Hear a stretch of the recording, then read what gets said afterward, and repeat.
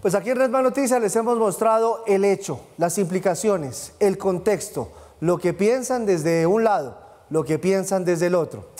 Hablemos ahora con los juristas. Doctor Francisco Bernate, qué gusto tenerte esta noche en Redman Noticias. Bienvenido. Bueno, muchísimas gracias, Giovanni. Un saludo muy especial para ti, para Paula, para todo el equipo de Redman Noticias en esta cobertura que hemos estado siguiendo con mucha atención. Un asunto pues muy importante. Muchísimas gracias por tenerme acá y también un saludo especial a todos los que nos acompañan.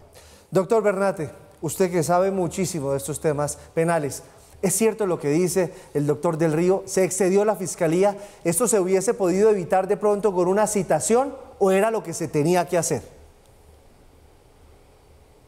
Pues con lo que hemos visto hasta ahora, yo sí creo que el doctor Miguel Ángel del Río en ese punto tiene razón. El señor Petro y quien era su pareja, pues hasta ahora habían comparecido a las diligencias, estaban en el país, tanto el uno como el otro seguían en la cotidianidad. La captura debe ser algo excepcional, que solo se amerita cuando se trata de proteger el proceso, es decir, que no alteren la prueba o que no vayan a huir del país, y hasta el momento no se tenía conocimiento de ello. Sin embargo, si la Fiscalía General de la Nación solicitó esta situación excepcional como lo es una captura, es porque seguramente en estos últimos días o en estas últimas horas se tuvo conocimiento quizá de que alguno de ellos tenía planes para salir del país o que estaba interfiriendo con la investigación, y probablemente eso precipitó lo que ustedes nos contaban que ocurrió el pasado jueves. Eso lo vamos a saber no ahorita, en las próximas horas. Giovanni, usted lo preguntaba hace un minuto, ¿cuándo se podía adelantar la audiencia? La audiencia aparentemente se instala en la noche de hoy.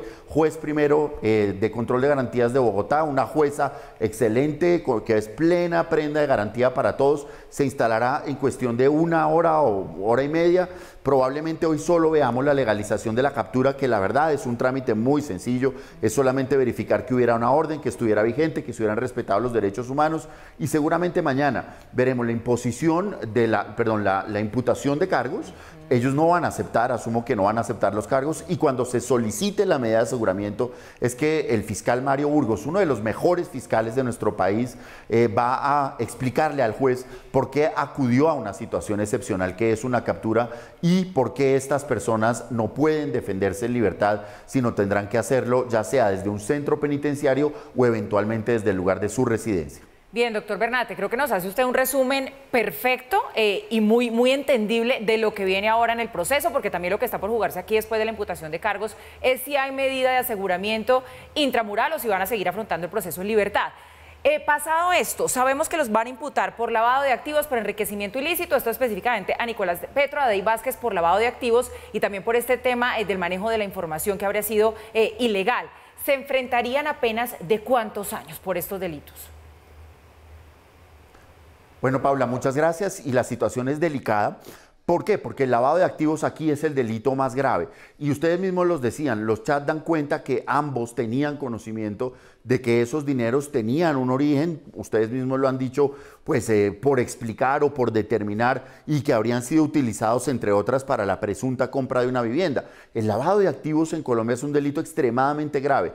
Penas de prisión de entre 10 y 30 años, multa entre 1.000 y 50.000 salarios mínimos. Entonces vamos a partir de 10 años y vamos a sumarle a cada uno un poco más, obviamente si son condenados por los otros delitos. En un caso, el enriquecimiento ilícito de funcionario público, que es sencillo, es usted cuánto se gana, cuánto gasta, esas diferencias no me cuadran, y en el otro caso, pues aparentemente tiene que ver con la toma de información del celular del señor Petro, que es información reservada. La pena, en el mejor de los eventos, si no hay aceptación de cargos, podríamos estar hablando de entre 12 y 16 años de prisión por estos hechos. Insisto, si no hay una negociación o una aceptación de cargos, porque, insisto, el lavado de activos en Colombia tiene una pena que inicia en 10 años y en una multa de 1.000 salarios mínimos, pudiendo llegar hasta los 30 años de prisión y hasta los 50.000 salarios de prisión, de multa.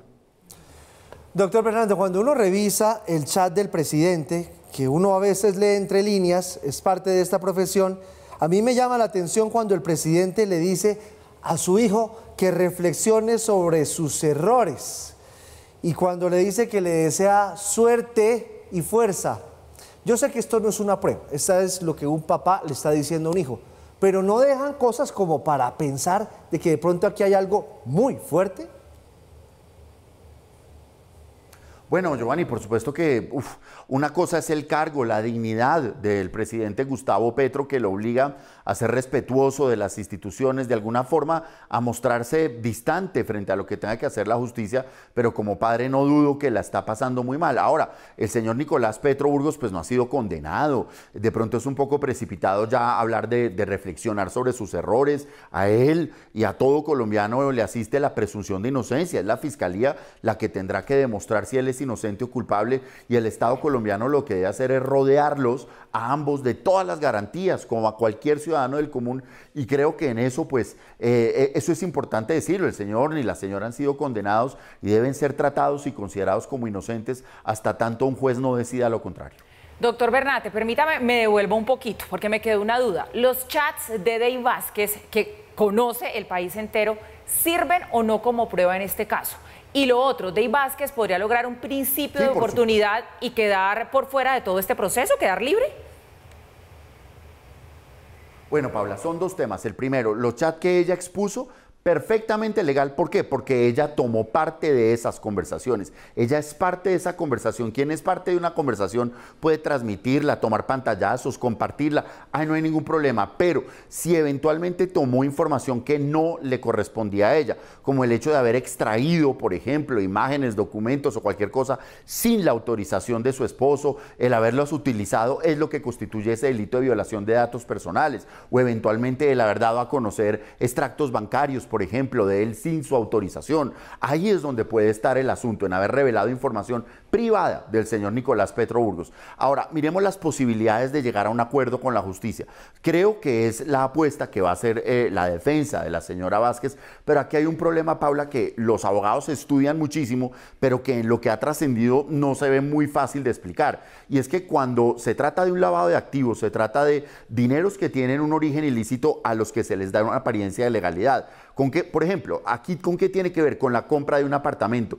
¿Y qué sucede? Que no se aprecia a la esposa de la persona como una persona distante, sino por el contrario, involucrada, que tenía que ver supuestamente con traslados de dineros, con grandes sumas de dinero en efectivo.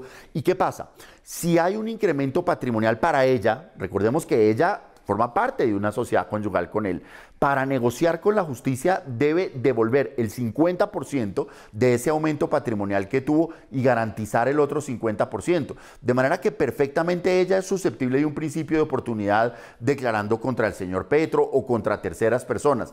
Pero dado que hay un cargo de lavado de activos, deberá reintegrar el aumento patrimonial que haya obtenido. Entonces la posibilidad está toda, pero no se ve tan fácil, porque, insisto, tendrá que pasar por determinar si ella incrementó su patrimonio, pero ella está en una sociedad conyugal y tendrá que reintegrar el 50% de ese incremento patrimonial y garantizar el otro 50%. Es viable, pero así como están las cosas, no se ve tan fácil. Y doctor Bernate, finalmente, me devuelvo a hoy a las 6 de la mañana cuando se da esa captura. ¿Existe o no la posibilidad de que la Fiscalía se quede corta a la hora de demostrar que se necesitaba capturar al hijo del presidente cuando venía cumpliendo con las citas y que él quede en libertad? Yo considero, Giovanni, que la Fiscalía había sido muy respetuosa, no solo en la Fiscalía del doctor Barbosa ha sido respetuosa de la excepcionalidad de las capturas, a diferencia de lo que veíamos dos administraciones anteriores donde se capturaba para investigar. El doctor Barbosa expide una resolución donde precisamente se frena un poco eso. Y desde la lógica, por ejemplo, ciudadana, pues la captura de Dey Vázquez, que de hecho estaba colaborando con la justicia, pues se vería excesiva. Pero algo debió suceder. No sé si fue que de un momento a otro dejó de atender las citaciones, si es que de pronto no contó toda la verdad, o si es que efectivamente había planes para salir del país o estaban interfiriendo sobre testigos. ¿Cuándo vamos a saber esto? No en la legalización de captura. El hecho noticioso no se da esta noche. La captura va a ser declarada legal sin ningún problema, ni en la imputación de cargos. Es en la medida de aseguramiento donde la Fiscalía pues tendrá que explicar por qué en este caso excepcional ellos dos deben estar privados de su libertad. Es mañana en horas de la tarde donde se va a generar el hecho noticioso respecto del por qué esta situación excepcional, y es que ellos no se van o no se podrían defender en libertad. Pero yo solamente haré una reflexión. Mario Burgos, el fiscal que aclaró el caso de Marcelo Daniel Peche Albertini, el fiscal que tiene muy avanzado el caso de Johnny Leal, es un jurista de toda la talla y yo personalmente que he tratado con él, no, es decir, no creo que se hubiera precipitado. Estoy seguro que hubo algo en estos últimos días, semanas o meses que cambió el rumbo de la investigación y que lo llevó a él a tomar una decisión excepcional como es la de solicitar una captura. Incluso miremos que la juez, en lo que ha trascendido el jueves, no lo quiso hacer, solicitó algunos documentos y el viernes da la orden de captura. Ahí vienen dos tamices, dos valoraciones, la del fiscal y la de un juez, que digamos ponen un poco en la expectativa de qué es ese hecho nuevo que precipitó este escenario. Pero yo creo que ese hecho lo vamos a conocer hacia el domingo por la tarde, el lunes, en el transcurso de la jornada, y es que la Fiscalía tendrá que sustentar no solo porque a partir de pruebas deben estar privados de la libertad, sino además por qué otra medida, como la prohibición de salir del país, la prohibición de tener contacto con alguien, el concurrir ante los despachos judiciales no es suficiente. Vamos a ver qué sucede, pero digamos que quienes están al frente de esta investigación creo que son prenda de garantía para todos. Y también ya Paula, tú nos lo contabas, la delegada que ha destacado la Procuraduría también es prenda de garantía, no solo para ellos, sino para toda la comunidad en general.